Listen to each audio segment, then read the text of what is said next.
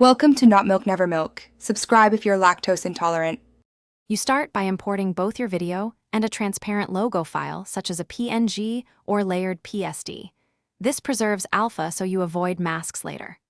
Once imported, drag your video into a sequence or use an existing sequence with matching frame rate and resolution.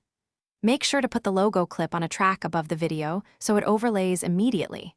This lets you see placement and scale controls as you continue. Now move the playhead to where the logo should appear.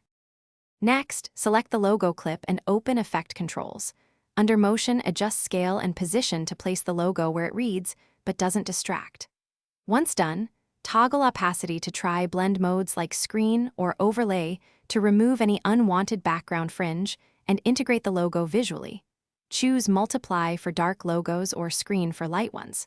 You can add subtle entrance with keyframes on position or scale and ease them for a natural motion. Make sure the logo remains sharp. Finally, refine the logo by color matching or subtle blur so it sits in the scene. Use Lumetri Color to tweak exposure and tint. When exporting, pick a codec that supports your needs.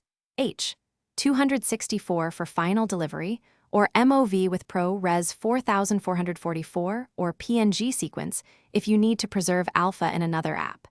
If you see halos or fringe on edges, make sure the original has clean alpha. Then apply spill suppressor, remove black/white matte, or feather a tight mask.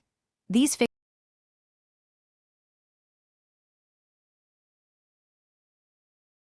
Thanks for watching. If this was helpful, leave a like and consider subscribing. See you next time.